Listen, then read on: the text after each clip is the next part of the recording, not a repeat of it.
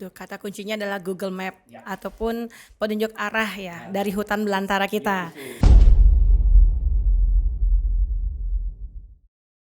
Jangan sampai Maradona itu jadi pemain, jadi wasit. Hello global people, welcome to Gpod. Let's bring it on. Semangat pagi global people. Jumpa lagi dengan saya Miss Dilia. Tentunya kita masih di podcastnya anak-anak TI. Kita bakalan kupas habis semuanya tentang pendidikan IT, milenial IT, dan tentunya apa sih yang lagi ngehits di pendidikan IT tentunya. Nah, sekarang di episode kali ini kita akan membahas tentang hutan belantaranya pendidikan di Bali. Seperti yang kita ketahui, di hutan belantara tentunya ada banyak ekosistem yang hidup secara bersinergi satu dengan lainnya. Tentunya juga di dunia pendidikan tidak kalah pentingnya ekosistem itu harus dijaga agar semuanya bisa balance tentunya. Dan pada episode kali ini kita kehadiran dua narasumber kita, yaitu pengamat pendidikan dan tentunya akademisi di pendidikan yang sudah tidak asing lagi di mata global people dan juga di mata milenial IT tentunya semuanya. Dan yang pertama adalah kita akan bertemu dengan Bapak Dr. Edi Gorda. Beliau adalah pengamat pendidikan dari Ketua Perdiknas yang membawahi SMP Nasional, SMK Teknologi Nasional, Universitas Nasional juga atau Undiknas, dan pengelola Setie Satya Dharma Singaraja. Dan tentunya beliau juga adalah bendahara BMPS Provinsi Bali.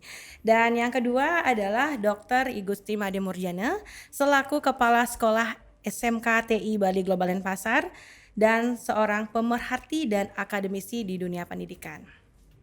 So, without any further ado, we just go back to our discussions today. Dan kita lanjut aja langsung perbincangan kita di pagi hari ini yang pastinya bakalan seru banget, oke? Dan jangan stop video ini, lanjut terus nontonnya sampai tuntas biar kalian itu tidak ketinggalan apa sih belantara dunia pendidikan di Bali.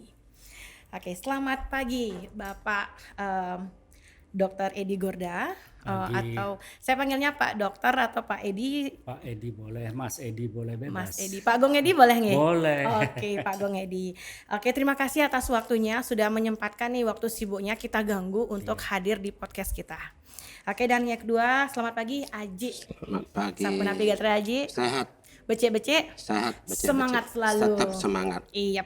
Oke, dan tentunya di pagi hari ini sesuai dengan tema kita nih Kiji sama Pak Gong adalah menjelajahi belantaranya dunia pendidikan. Seperti yang telah kita lihat apa yang terjadi di dunia pendidikan di Bali seperti sekarang ini. Yang pertama saya ingin bertanya kepada Pak Gong Edi. Pertama, menjelajahi belantara pendidikan di Bali tentunya bisa dikatakan ekosistem yang di dunia pendidikan kita tuh banyak Pak nggih. Jadi sangat banyak dan bervariasi. Yang pertama, bagaimana pandangan Bapak terkait belantara pendidikan kita di Bali dan apa saja sih strategi yang bisa kita ambil dan upaya agar bisa ekosistem ini tuh balance dan baik. Menikah Pak. Silakan. Terima kasih. Kalau saya berpikir sederhana, kalau kita mengatakan belantara salah juga. Kalaupun belantara kan ada Google Map. Oke. Yang mengatur perilaku kita, belok kiri, belok kanan, di depan ada jurang atau tidak.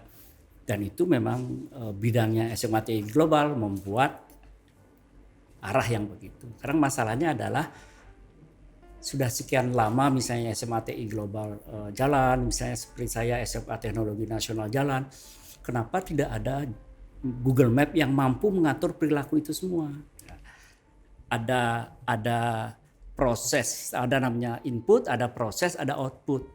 Nah, itulah yang kita harus pikirkan bagaimana mengelola belantara ini menjadi betul-betul romantis. Orang kan sekarang larinya ke hutan, ke gunung untuk healing lah. Healing itu. Healing ya. Iya. Kalau itu tidak dilakukan maka orang tidak healing, dia stres lagi dia.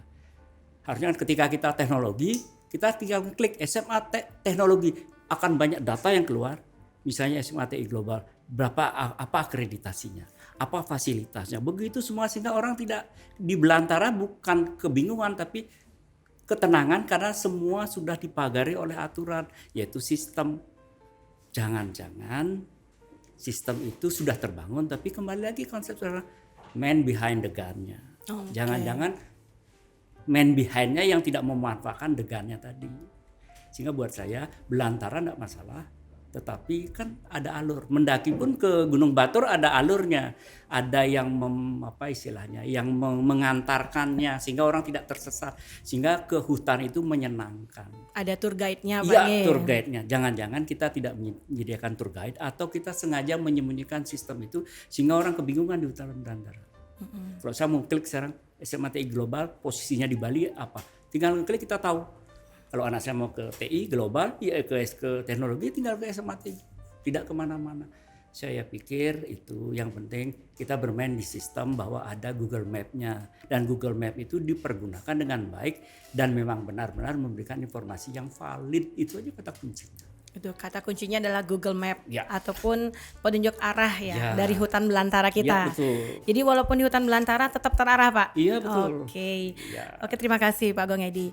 Untuk Aji sendiri, Aji melihat nih fenomena yang ada di dunia pendidikan sekarang ini. Kan Aji juga sudah bertahun-tahun berkecimpung, berpengalaman. Mungkin bisa dikatakan jatuh bangunnya manis, asam asinnya sudah sering Aji colek Aji ya. Gitu. Sekarang saya ingin bertanya nih Ji. Bagaimana perbandingannya dari menghandle sekolah-sekolah negeri yang dulu pengalamannya Aji itu berpuluh tahun tentunya dengan sekolah swasta yang sekarang ini, di mana Aji ini telah memiliki pengalamannya yang luar biasa, dan apa saja sih perbedaan yang signifikan yang bisa kita lihat di dalamnya Aji? Oke, terima kasih. Pertanyaannya sangat bagus dan baik, saya dengar juga. Kalau dilihat daripada saya terkecimpung di dalam dunia pendidikan, ya cukup lama lah juga. Nah, melihat dari apa yang disampaikan Pak Gong Edi tadi, belantara itu harus ada Google Map, itu betul, sistem itu harus jalan.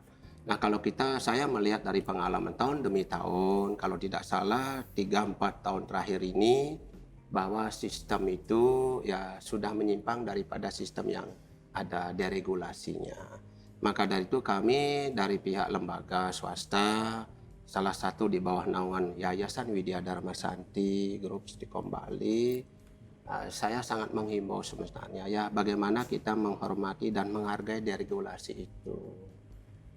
Sederhana aja seperti bilang Pak Agung Edi tadi dari yayasan kita di Perdiknas gitu ya. Sederhana aja.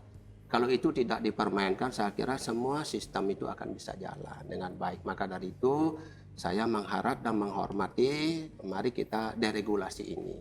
Jukla, Junis, mari kita hormati. Ya bagaimana semua ingin membangun bangsa, semua ingin mencerdaskan bangsa, apalagi menuntaskan wajib 12 tahun belajar itu. Kami sangat mendukung gitu. Di samping itu kami juga menengok teman-teman di swasta itu juga bisa istilahnya mulat sarira, introspeksi diri. Kalau ingin bersaing dengan teman-teman baik negeri maupun swasta lain, marilah kita tingkatkan kualitas. Ya, dari seluruh komponen satu satuan pendidik itu tingkatkan. Apa disiplinnya, apa kebersihannya, apa kerapiannya, apa gedungnya dan sebagainya. Inilah mari kita introspeksi juga sehingga masyarakat pada akhirnya tidak terjerumus kepada hal-hal yang misalnya ke negeri aja. Pasti dia melihat oh kualitasnya bagus, oh di sana juga pelayanannya bagus, servisnya bagus, oh sumber daya manusia guru juga bagus. Ini yang perlu kita dipertajam juga oleh teman-teman kita di swasta gitu. Nah, kalau saya kecimpung di negeri ya oke. Saya lama juga di SMA negeri gitu ya pengalamannya. Nah, baru 4 tahun terakhir inilah melihat deregulasi ini yang menyimpang begitu ya, terjadi terobosan-terobosan baru untuk menuju ke dunia negeri gitu. Nah, kami mengharap ke depan ini di tahun 2022-2023 ini kami dari dunia pendidikan swasta mengharap kepada pihak pemerintah, kepada pihak yang terkait supaya ini disadari benar-benar deregulasi ini mari kita hormati, hargai. Jukla Junis, keputusan dari pusat perombal berapa, mari kita sama-sama sehingga sistem pendidikan ini bisa berjalan dengan baik dan lancar. Oke, jadi sistemnya nih kayaknya Ya, jadi boleh sistemnya. saya tambahkan? Oh, sangat boleh Pak, silakan. Kalau Aji bilang tadi sistem, pertanyaan saya sederhana. Sistem itu kan sudah dibuat. Yang bisa membuka sistem kan hanya 1-2 orang. Jangan-jangan sistem itu berubah yang dibuka oleh 1-2 orang tadi itu. Itu aja kata kunci. Jadi Kan begitu Pak Aji Ya, ya. betul. Kalau sistem- teori sistem itu ya. Berarti sistem itu sudah ada, Ada cuman yang- belum dibuka, dipelajari, Nah, artinya dijalankan. begini, ketika sudah keputusan rommelnya 1:32, tidak akan bisa berubah kalau tidak ada yang buka kuncinya. Oke. Yang buka kuncinya ya Iya. adik-adik SMA TI Global tahu sudah. Nggak usah jauh-jauh ya. Oke. Jadi ya berarti sistemnya itu sendiri. Sebenarnya kalau kita melihat belantara pendidikan dari pendidikan di Bali dan juga kita lihat benang kusut yang terjadi sekarang ini, yang efek-efeknya ujung-ujungnya itu adalah mempengaruhi tingkat PPDB kita di 2022 yang sangat membuat kita tuh ngeri-ngeri sedap ya Pak ya, ngeri-ngeri sedap ataupun kita deg-dug ser gitu. Jadi kita juga bisa melihat sekarang ini di PPDB 2022 yang terlihat serasa tuh seperti mendapat kado atau durian runtuh untuk sahabat-sahabat kita di negeri juga. Dimana dengan tagline kita di BMPS itu di Badan Musyawarah Perguruan Swasta, kita menyerukan adalah negeri yes, swasta Oke. Jadi bersama membangun pendidikan di Bali. Melihat di tagline branding seperti ini, bagaimana Bapak menyikapi hal seperti ini? Jadi biar tidak ada namanya kayak perbedaan banget nih, jomplang banget, negeri, swasta, seperti itu. Bagaimana Pak menyikapi ini? Kepada Pak Gong Edi terlebih dahulu. Kan sederhana, tadi Haji sudah sedikit menyinggung. Teori sistem ada input, ada proses, ada output. Di proses kan kita ada namanya akreditasi. Ya ketika siswanya masuk 60 diproses dengan berbagai indikator, outputnya apakah satu menghasilkan prestasi kah, nilainya kah, kan itu bisa dilihat. Ketika SMA TI Global tidak berakreditasi, turunkan akreditasi, otomatis orang tidak akan siswa tidak akan mau masuk ke SMA TI Global. Jangan, kembali lagi saran saya, jangan sampai Maradona itu jadi pemain, jadi wasit, itu masalahnya. Kalau jadi wasit, wasitlah bagus. Kalau jadi pemain, pemain yang bagus. Dan kalau di Liga Indonesia sepak bola, jadi pengelola liga itu jangan jadi pemain dan jadi wasit. Itulah kacaunya. Oke. Kita sudah bagus kok, prosesnya aja. Kalau mau kualitas swasta ditingkatkan, nilai akreditasi diperketat. Betul. Kita siap kok. Jadi kalau misalnya kita bilang tadi dari diproses Pak ya Pak Gong, tadi ada dikatakan kalau akreditasilah yang bisa diperbaiki. Berarti di beberapa sekolah tuh apakah akreditasi itu tetap dijalankan ataukah tidak? Dan juga apakah kita bisa meragukan hasil akreditasi itu sehingga sekarang tuh polemiknya berkepanjangan seperti ini. Di rombel yang tadi dikatakan bisa 32 untuk anak SMP dan 36 untuk siswa SMK atau SMA bisa membludak menjadi satu kelasnya 50 orang, 52 orang. Berarti akreditasinya bisa diragukan dong Pak? Bukan diragukan. Artinya kan kembali lagi yang menilai akreditasi juga kan manusia. Ada hal-hal yang subjektif yang mungkin menjadi pemaaf dari nilai-nilai itu. Pertanyaannya sederhana, ketika kita mengelola 32 orang dianggap sama dengan mengelola satu kelas 50 orang kan jadi pertanyaan yang apalagi pendidikan kan katanya menghargai perbedaan individu. Jadi menghargai 32 individu dengan 52 individu saya pikir sangat riskan. Kalau itu masih lolos juga kembali lagi man behind the gun atau anak-anak SMA TI Global tahu ada yang mau buka sistem ini. Oke. Itu sistemnya. Ya, saya selalu begini, ayo kita jangan meragukan, jangan aneh-aneh berpikir. Di sistem aja kita. Input, output, proses. Haji sudah paham. Swasta itu ketiganya jalan. Kalau sudah kita ketiganya jalan, jangan input ini dimainkan. Biar kalau mau nakal sedikit, proses ini diperketat sehingga betul-betul kita berkelahi dengan proses. Menunjukkan kualitas, inovasi. Iya betul itu. Oke, terima kasih Pak Gong. Dan berikutnya kepada Haji sendiri, bagaimana Haji kita melihat PPDB di 2022 ini? Ya, kalau strategi kita lah untuk dari melihat Haji ini. kacamata PPDB tahun depan, ya mudah-mudahan saya berdoa gitu, mungkin teman-teman kita swasta secara umum di Bali berdoa supaya urun pendapat, urun tangan pihak pemerintah untuk bisa meluruskan ini. Ya, saya sederhana aja deh, kembali kepada deregulasi, kembali kepada kita di swasta mau meningkatkan kualitas apa. TI Bali Global dan Pasar, tiang kagum, saya terharu melihat prestasi di zaman pada pandemi ini. Kalau tidak salah itu 45 juara tingkat nasional dia peroleh itu. Itu bangga karena kami juga sangat disiplin. Terus terang kami secara pribadi sebagai pimpinan lembaga sangat disiplin. Hanya disiplin yang pakai kunci kesuksesan. Kalau semua sudah disiplin dari semua komponen sekolah satuan pendidik kita swasta ini disiplin bagus gitu, saya kira masyarakat tidak ragu akan memilih juga ke swasta. Maka dari itu komitmen masyarakat juga harus tahu, apalagi zaman teknologi sekarang ini ya, digerakkan zaman teknologi, zaman digital, apalagi menuju era era digital 5.0, di mana 5.0 ini akan berbicara adalah robot, lebih banyak akan bergerak di bidang robot gitu. Maka dari itu kita di Teknas juga di nasional kita punya di sana juga IT. Kita juga di sini khusus tentang IT, di sana juga IT, dan teman-teman juga ada yang berbau IT dan dunia lainnya. Maka dari itu yang sangat mengharapkan pada pihak pemerintah, marilah kita sama-sama menjunjung tinggi ya deregulasi sistem yang sudah betul-betul bagus diciptakan oleh pemerintah pusat. Maka dari itu di daerah ini marilah dikelola dengan baik. Ya, saya mengharapkan itu aja ke depan supaya semua ini tujuan daripada pendidikan bisa berjalan. Ya, apalagi seperti perguruan tinggi Tridharma perguruan tinggi tetap jalan dia di sana. Kalau kita di tingkat SMA SMK ke bawah ini mari kita berintrospeksi diri, mulat sarira ya, untuk bisa membenahi diri dulu gitu. Maka dari itu saya anak-anak saya di sini yang 1.400 sekian ya niscayalah berjalan dengan baik, dengan sungguh-sungguh, dengan sering diperhatikan gitu. Maka dari itu ke depan saya menghimbau kepada pemerintah pada umumnya, dengan begitu di swasta ya janganlah dilakukan sistem ini dirubah gitu. Ya deregulasi ini marilah kita hormati sehingga semua swasta dan negeri kita bisa jalan berpartner. Karena ini dari zaman tahun tadi saya dengar tuh dari tahun berapa sudah berdiri swasta yang lebih awal bermuncul. Maka dari itu sampai saat ini haruslah mari kita berbareng bersama-sama supaya tidak menjadi carut marut setiap tahun ajaran baru, ribut, sibuk dan sebagainya. Nah itulah, apalagi sekarang ada sistem zona dan sebagainya, itu semestinya ini pemerintah sudah mempermudah gitulah untuk menuju negeri. Tetapi kita melihat catatan kualitasnya. Maka dari itu 36 rommel yang saya dengar dari dulu pemerintah kita, saya tetap lakukan itu, swasta tidak berani melebihi teman-teman. Kalau lebih daripada itu berisiko anak tidak daftar di Dapodik. Ini berisiko besar, tidak terdaftar, otomatis dia siswa keluyuran di sana. Maka dari itu saya tetap mematok apapun adalah tidak pernah lebih dari 36 per lembar. Ini yang saya di swasta, teman-teman swasta yang saya dengar dilakukan itu.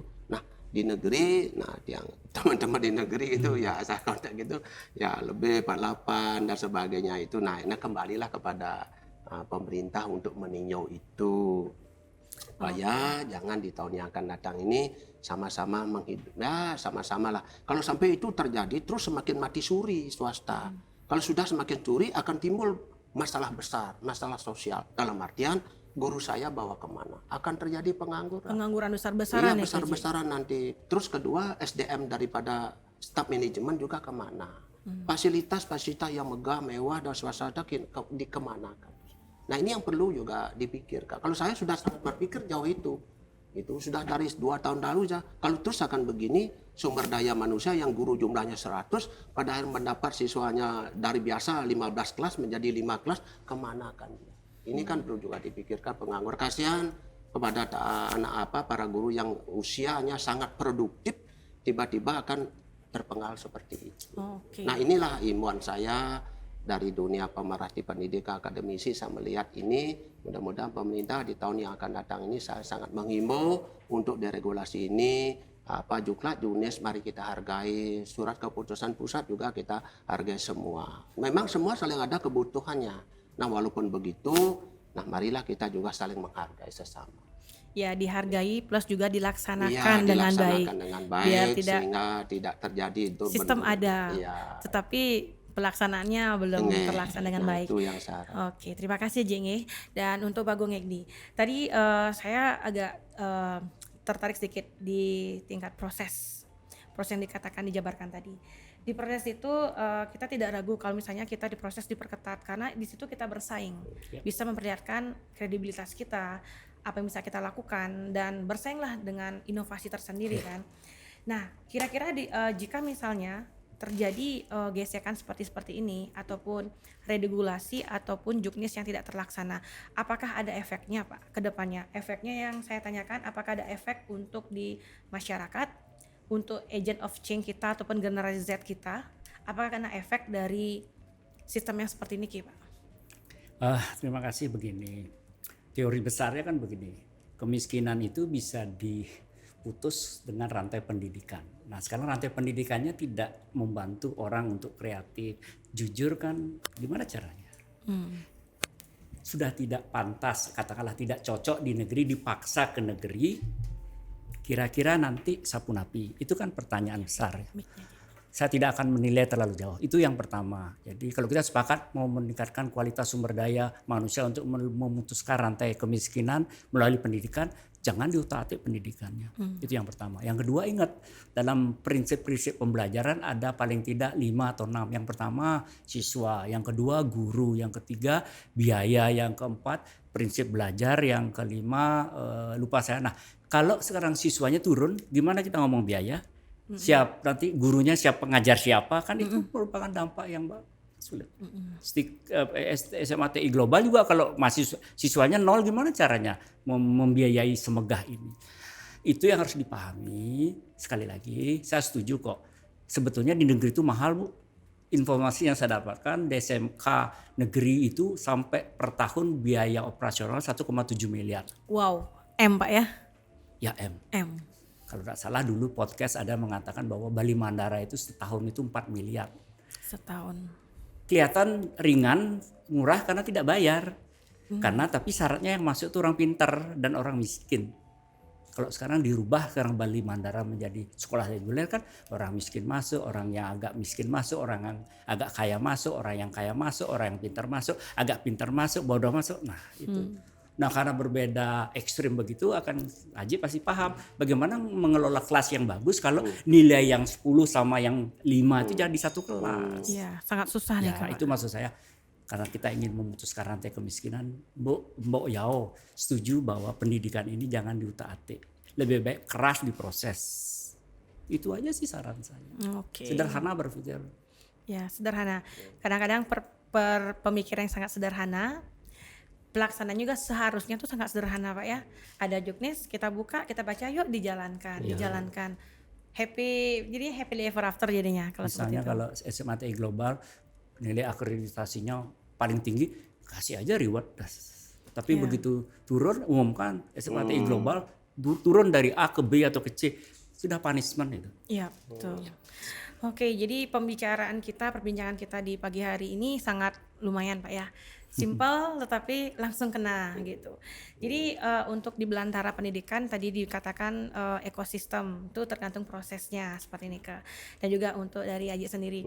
Bagaimana Aji kiat-kiatnya, strateginya Aji sebagai pimpinan SMK TI Bali Global Denpasar untuk menghadapi PPDB yang 2022 ini? Wah, terima kasih. Mungkin yang terakhir nih kayaknya seperti yang bilang dengan Pak Agung, jadi itu sederhana aja deh saya. Sederhana. Saya menerima aja apa adanya gitu. Menerima apa adanya. Tapi saya sudah saran kepada pihak-pihak yang terkait dalam rangka mengelola sistem pendidikan ini. Marilah sama-sama gitu aja kita menyadari supaya tidak terjadi black pengangguran yang cukup banyak, nanti anak-anak yang corot marut ke depan, kualitasnya rendah, pada akhirnya bagaimana seorang pemimpin ke depan besok. Itu ini aja zaman pandemi Covid, selama 3 tahun berjalan, anak-anak saya kelas 12 yang jarang mendapat tatap muka ini, saya tahu mental dia. Saya tahu persis mental dia karena saya langsung masuk ke kelas, tidak ada kemeriahan begitu saya lihat di wajah gitu. Pada saat saya umumkan sesuatu tidak ada semangatnya, berarti mental dia selama 3 tahun tidak pernah kecimpung dalam dunia ini, itu sudah merasakan saya sangat down. Pada saat mengumumkan saya UK aja, uji kompetensi di kelas yang nyatakan berhasil, anak itu tidak ada tepuk tangan, malahan asesor yang melakukan tepuk tangan gitu. Nah ini menyebabkan ini kan mental kembali. Maka dari itu di TI Bali Global ini saya tetap bagaimana karakter. Saya kira teman-teman semua juga harus mendidik karakter ini. 18 karakter yang dituangkan oleh pemerintah dalam bentuk pembelajaran PPKN ini pun harus Bhinneka Tunggal Ika, 4 pilar bangsa tetap. Maka dari itu kami sangat mengharapkan juga di tahun yang akan datang nih, harapan saya, minta saya ini supaya sistem deregulasi penerimaan peserta didik baru di ke depan ini mari kembali seperti dulu. Ya, kembali seperti dulu gitu aja. Nah, jangan sampai berlebih-lebihan begitu. Kalau begitu jelas swasta akan mati suri dia. Akan pelan-pelan dia akan ini, dampaknya juga banyak gitu maksudnya. tidak ada nanti dampak lebih bagus, tidak ada. Mungkin terus menurun walaupun kualitas akreditasi seperti TI Bali Global dan teman-teman lain unggul gitu, prestasi angkanya kuantitanya 93 dalam kurung adalah prestasinya unggul gitu kan, sangat baik nih kok. Nah dengan itu kita pertahankan itu semua dengan apa? Semua komponen kita ajak mendukung itu. Sehingga kualitas ini anak-anak yang membawa informasi keluar ini kepada masyarakat. Wah, TI Global begini. Beliau yang lebih banyak memberikan satu input itu kepada masyarakat. Sekarang percaya kepada masyarakat aja. Kita masih tetap percaya. Saya tetap komit kok. Ya semua swasta mungkin membaik diri sekarang ini dengan adanya. Mudah-mudahan pemerintah sudah mulai melakukan tidak akan bermain seperti itu lagi. Itu harapan saya ke depan. Itu aja seperti bilang nih, kalau sudah miskin ini kan karena pendidikan juga. Ya bagaimana sekarang menunjukkan yang orang-orang miskin ini banyak sehingga pendidikanlah lebih berkualitas. Dengan kualitas kemiskinan akan tambah berkurang. Gitu. Itu yang saya. Jadi perbincangannya itu sangat simpel. Yang penting kita punya kualitas, kemiskinan akan hilang seperti itu. Boleh Dan satu 5 detik. Silakan. Saya harap PBDB kali ini tidak ada sekolah negeri rasa swasta itu aja. Tidak ada sekolah negeri rasa swasta. Yang ada harusnya adalah negeri yes, swasta oke. Itu yang harus ada. Oke, jadi well global people, itu perbincangan kita yang sangat simple, sederhana, tapi to the point di pagi hari ini. Dan tentunya jangan lupa like, share, dan komen dari Globality Podcast. Tentunya di channel Globality TV. Dan tentunya ingat follow di Globality Podcast di Instagram kita. Dan kita akan tutup di episode kali ini. Bapak, saya akan tutup dengan saya akan mengatakan G-Pod. Kita sama-sama mengatakan let's bring it on. Okay. G-Pod, Let's bring it on.